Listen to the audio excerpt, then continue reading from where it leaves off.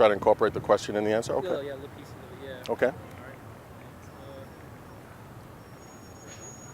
Let me know if I'm not doing that too properly. Okay.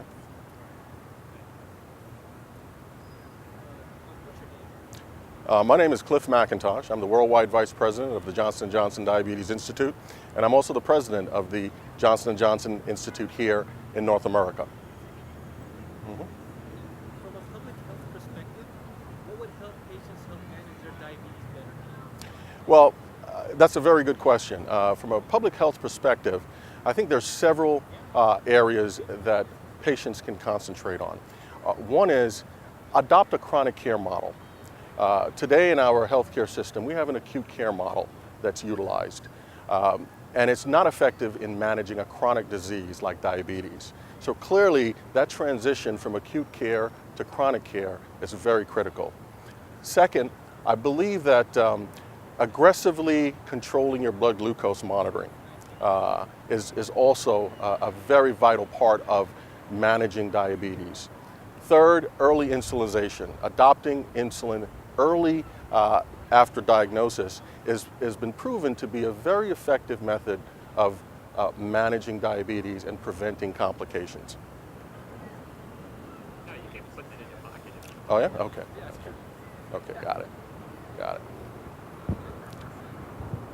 Please tell us your view about the plight of diabetes today, both in the U.S. and globally. The plight of diabetes today in the U.S. and globally is very grim.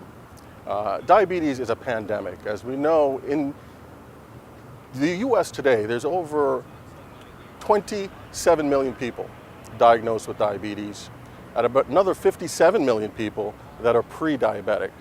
That's roughly 80 million people. That's 1 in 4 Americans either have diabetes or will get diabetes. Unmanaged diabetes can create dramatic complications, amputations, blindness, heart disease. So it is critical that we move to a system where we can prevent these types of complications. So that's the situation today. The good news is that we have innovative tools, we have the knowledge, and we have the science that can truly prevent these complications and allow individuals to truly manage their diabetes. Can you tell us what your best advice for healthcare providers is, given all the incredible demands on their time, such as limited resources for fighting diabetes? My advice to healthcare professionals would be as such. But first, let's give them credit and recognize the many men and women who are on the front lines battling diabetes. They're doing a tremendous job. But the one advice I would give to them is today, truly understand and adopt some of the best practices that are being used to manage diabetes. We find that there's so many people with diabetes coming into the healthcare system. They truly have to educate themselves and make sure they understand and stay current on the best tools that are available to them. The second thing I would say is try to make sure that patients understand how to help themselves, how they can play a key role in managing their diabetes and truly take an active role in preventing complications and treating themselves. I think those would be the two key points I would stress to healthcare professionals today. How is diabetes different from what might have been expected 10 to 20 years ago? Well, what comes to mind, the difference today than let's say 10 or 20 years in the past is, first of all, the incidence of diabetes has grown dramatically. We have seen, for example, type 2 diabetes occurring in children. 10 and 20 years ago, we didn't see that occurrence. So we find that the incidence is growing, the complications are growing, so it looks pretty dire. However, the second thing I would say that today versus 10 or 20 years ago, innovation is exciting. We now have tools, we have the skills, we have a platform of innovation that can truly allow people with diabetes to manage their disease, if not master their disease. What are the biggest barriers people with diabetes face today? I think for me, the biggest barrier that I see with people with diabetes today is behavior change.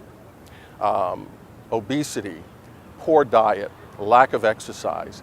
These are the items that drive diabetes. And we have to change our behavior. And behavior change is not easy. But together, with the help of healthcare professionals, with education, we can hopefully drive better behavior that can prevent the onslaught of diabetes and prevent ultimately complications from occurring. Where do you think we will be 10 years from now in terms of diabetes prevalence globally? Well, to be honest, I think it's a very grim outlook. Today, globally, we have roughly 250 million people with diabetes, and that number is expected to grow, almost double. We see obesity increasing, we see poor diets expanding, and we see people having a lack of exercise. And I believe that in the next 10 or 20 years, that's going to continue. The good news is that innovation continues to grow, and the tools and the skills that are needed to prevent these occurrences are available. Johnson & Johnson wants to be part of the solution, and we truly believe that our products and services and education will allow us to make a difference in the next 10 to 20 years. How can we do more to prevent diabetes? Well, I firmly believe that education is the key. On an individual level, individuals have to understand the causes of diabetes. And if that is a clear understanding, then perhaps with education, we can prevent diabetes, if not control diabetes. Healthcare professionals play a key role as well. They have to manage and understand the tools, the innovation, and be able to transfer that knowledge and skills and tools to their patients and to people with diabetes. Hold on, let me see. Okay. Okay. She had a question. Okay. Yeah,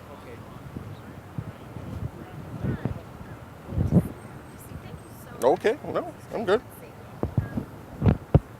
A lot of it will end up on the cutting room floor, but that's okay. We probably didn't talk about World Diabetes Day and the lighting of. Did you talk about No, that? we didn't ask that question. Okay, Yeah. okay, so let me ask, how shall I put it? What does World Diabetes Day mean to you?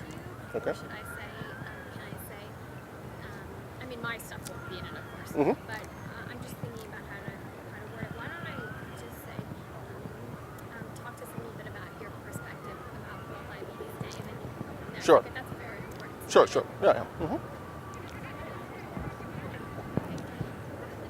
tell us more about your perspective on World Diabetes Day. World Diabetes Day is absolutely critical. When we look at diabetes and the impact diabetes is having on the global society and the quality of life, all activities that we could bring forward to drive awareness, to bring an understanding to diabetes is so critical. We have a lot to do. And World Diabetes Day and making sure that everybody is aware of diabetes, the impact of diabetes. We spend in the US over $175 billion for diabetes care. We have to make people aware of it. We have to sensitize our constituents of what that's all about and what we can do to prevent diabetes. And World Diabetes Day is one such event, and that's why I'm a big supporter of World Diabetes Day. Globally, that day is dedicated to drive that awareness, to drive that understanding, and hopefully make a difference in the world for people with diabetes. Okay? All right, great. All right, great. It's all